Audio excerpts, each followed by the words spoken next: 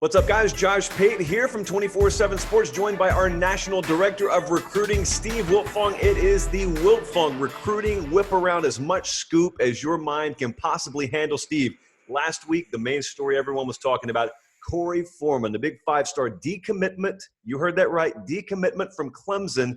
Now a lot of programs back in the game. Where do things stand in his recruitment?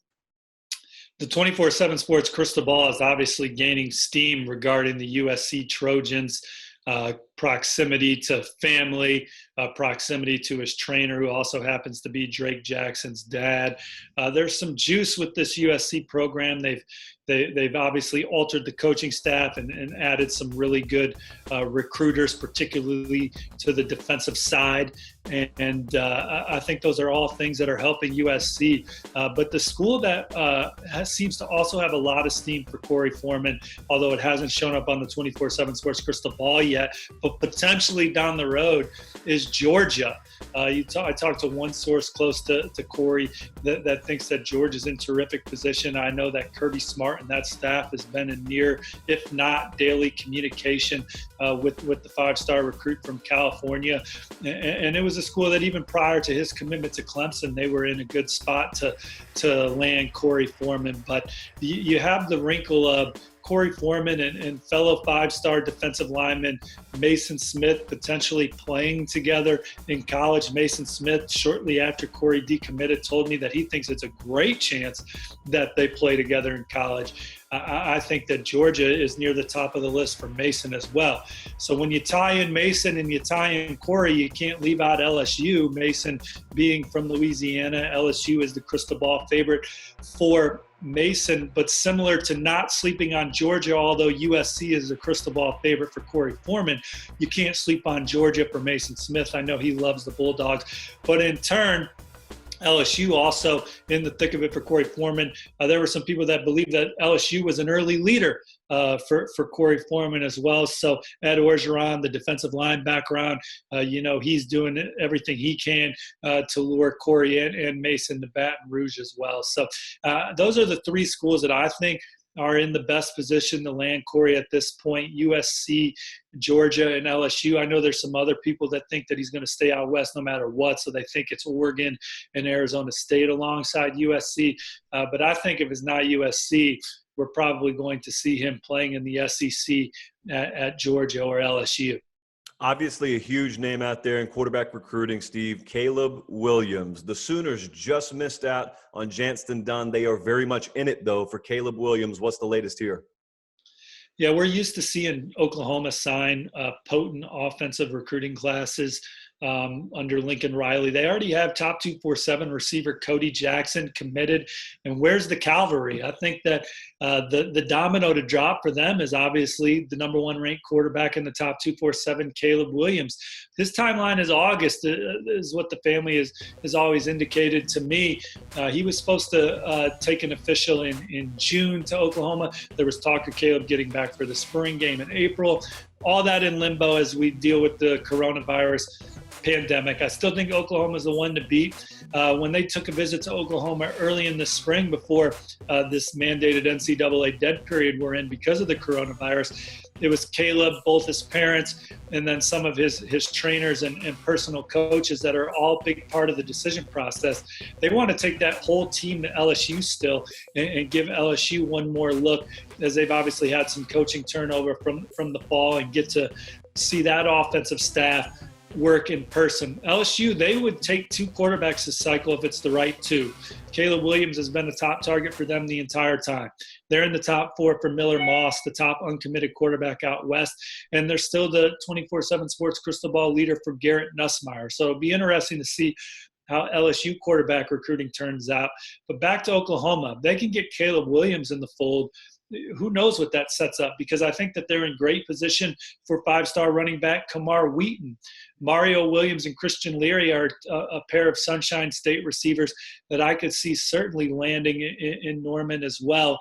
Mario Williams, the crystal ball is heavy in favor of Oklahoma.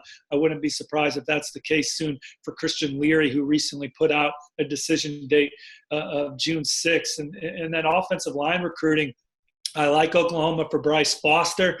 Maybe Oklahoma, if they land Caleb Williams, it helps them with a guy like J.C. Latham, our number one offensive tackle in the top 247. Amarius Mims is another that keeps saying that he wants to take an official to Oklahoma, although I think Georgia and Alabama will be tough to beat there. You never know when you get a Pied Piper recruit in the boat like Caleb Williams. So I still like the Sooners for Caleb.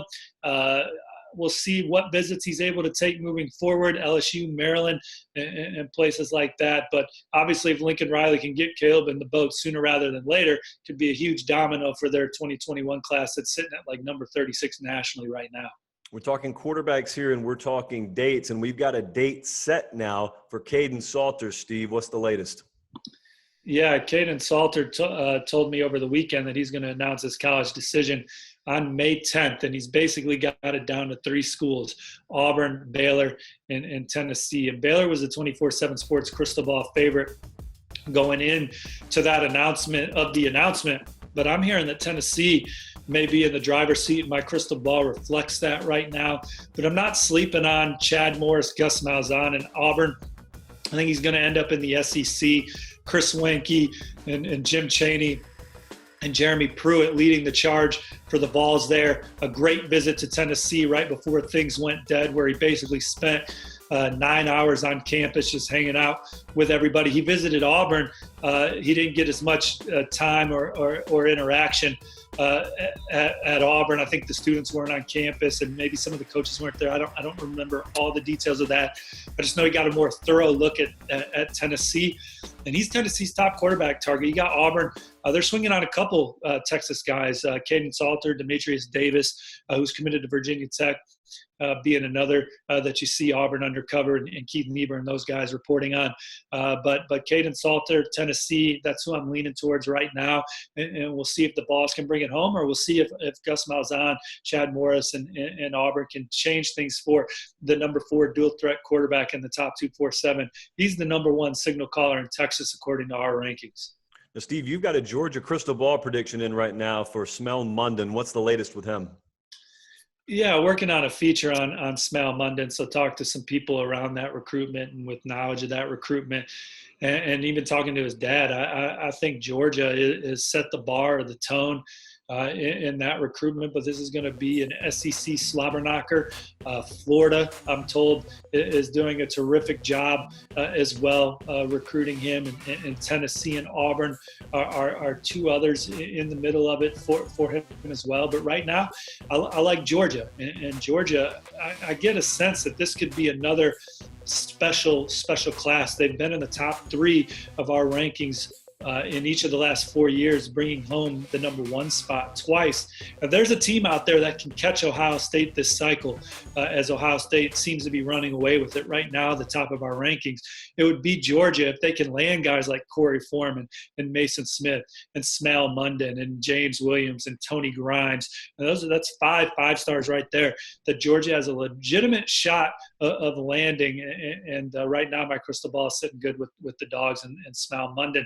He's not expected to decide till after the season, so nothing imminent there for the terrific 2-way in-state player from the Peach State. Steve, I remember on the National Signing Day show, you, myself, Barton Simmons sat in the studio and we talked about how many kids were leaving the West Coast for the East Coast. Could it be that Dante Thornton is a guy set to maybe leave the East Coast to head out west? Yeah, I think right now he put out like a top 11 or 12 recently. And so he's got an interest in a lot of schools, and he's going to take visits, and he's going to announce his college decision in January at the All-America Bowl in San Antonio, Texas. But there's 2 schools that I'm really looking at right now that have the best shot to land Dante Thornton, in my opinion. And I think it's Arizona State, and I think it's Oregon. Well, let's start with the Ducks. Oregon was his dream school growing up, so that got their foot in the door.